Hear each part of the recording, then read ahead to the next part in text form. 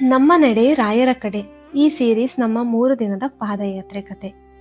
ಹೊಸದುರ್ಗ ಮತ್ತು ತರೀಕೆರೆಯಿಂದ ನಮ್ಮ ಫ್ಯಾಮಿಲಿ ಕಡೆಯಿಂದ ಸುಮಾರು 15ರಿಂದ 20 ಜನ ಈ ಪಾದಯಾತ್ರೆಯಲ್ಲಿ ಪಾಲ್ಗೊಂಡಿದ್ವಿ. ಕರ್ನಾಟಕದ ಬಹುತೇಕ ಕಡೆಯಿಂದ ಪ್ರತಿ ವರ್ಷವೂ ಮಂತ್ರಾಲಯ ಸಾಮೂಹಿಕ ಪಾದಯಾತ್ರೆಯಲ್ಲಿ ಪಾಲ್ಗೊಳ್ತಾರೆ.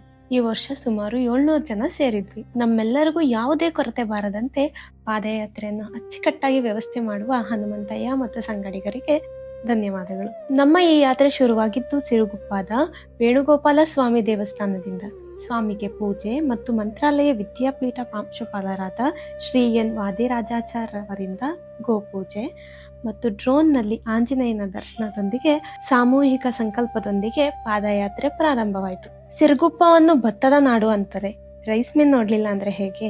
ದಾರಿ ಉದ್ದಕ್ಕೂ ರೈಸ್ ಮಿಲ್ ನೋಡ್ತಾ, ತುಂಬಾ ವಯಸ್ಸಾಗಿದ್ರು ಪಾದಯಾತ್ರೆ ಮಾಡ್ತಿರೋ ವ್ಯಕ್ತಿಗಳನ್ನ ನೋಡ್ತಾ ಮೋಟಿವೇಶನ್ ತಗೊಂಡು, ಹಾಗೆ ನದಿಗೆ ಕಟ್ಟಲಾದ ಬ್ರಿಡ್ಜ್ ನೋಡುತ್ತಾ ದಾರಿ ಸಾಕ್ತಾ ಇತ್ತು. ಸುಮಾರು 11 ಗಂಟೆಗೆ 13 ಕಿಲೋಮೀಟರ್ ಕಂಪ್ಲೀಟ್ ಮಾಡಿದ್ವಿ.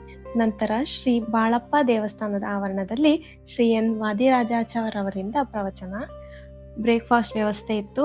1 ಅವರ್ ರೆಸ್ಟ್ ಕೂಡ ಸಿಕ್ತು. ದಾರಿ ಉದ್ದಕ್ಕೂ ಸುಡುವ ಬಿಸಿಲಿನಿಂದ ಮೈ ದಣಿಬಾರ್ದು ಅಂತ ನೀರು, ಎಳ್ನೀರಿನ ವ್ಯವಸ್ಥೆ ಇತ್ತು. ಮಧ್ಯಾಹ್ನ 3 ಗಂಟೆಗೆ 10 ಕಿಲೋಮೀಟರ್ ಮತ್ತೆ ಕಂಪ್ಲೀಟ್ ಮಾಡಿದ್ವಿ. ಸದ್ಗುರು ಬಾಳುಮಾಮ ದೇವಸ್ಥಾನದಲ್ಲಿ ಊಟದ ವ್ಯವಸ್ಥೆ ಇತ್ತು. ಇವತ್ತಿನ 5 ಕಿಲೋಮೀಟರ್ ಮಾತ್ರ ಬಾಕಿ ಇತ್ತು. ಸಂತೆ ಕುಡ್ಲೂರಲ್ಲಿ ಉಳಿದುಕೊಳ್ಳಲು ಸ್ಥಳ ವ್ಯವಸ್ಥೆಯನ್ನು ಅಲ್ಲಿನ ಸ್ಥಳೀಯರು ಮಾಡಿದ್ರು. ಸುಮಾರು 6:15ಗೆ ಶ್ರೀ ಬನ್ನಂಜೆ ಶ್ರೀ ರಾಘವೇಂದ್ರ ತೀರ್ಥರ ನೇತೃತ್ವದಲ್ಲಿ ವೈಭವದ ದೀಪ ಪೂಜೆ ನಡೆಯಿತು. ಅದ್ರದ್ದೊಂದು ಕ್ಲಿಪ್ ಹಾಕ್ತೀನಿ, ನೋಡ್ಕೊ ಬನ್ನಿ. ರಾಘವೇಂದ್ರಾಯ ಸತ್ಯಧರ್ಮ ರತಾಯ ಚ. ರುಚಿಯಾದ ಊಟದ ವ್ಯವಸ್ಥೆ ಕೂಡ ಆಗಿತ್ತು. ಹುಣ್ಣಿಮೆ ಚಂದ್ರನನ್ನು ನೋಡುತ್ತಾ ನಿದ್ರೆಗೆ ಜಾರಿ ಬಿಟ್ವಿ. ಇವತ್ತಿನ ಒಟ್ಟು 28 ಕಿಲೋಮೀಟರ್ ಪಾದಯಾತ್ರೆ ಸಂಪೂರ್ಣ.